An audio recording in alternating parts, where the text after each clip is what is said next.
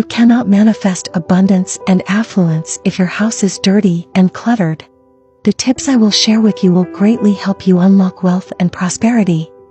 Your kitchen is connected to the health of the members of your home. If someone gets sick, do a deep cleaning of your kitchen. Get rid of what you no longer use, organize it, and clean the surfaces with white vinegar.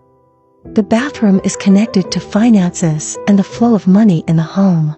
If you have economic difficulties, keep your bathroom clean and organized, and place a glass of salt water behind the toilet.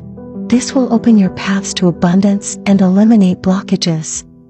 Your bedroom is connected to your love life. If you have arguments with your partner, make sure it is impeccable and light a honey-scented candle to create a sweet atmosphere. Your living room is connected to friends, family, social relationships, and longevity. To maintain balanced energy and ward off negative vibes from entering your home, it is a good idea to place a rosemary, rune, or aloe vera plant outside your front door. Follow these tips and you will see how everything improves in your home.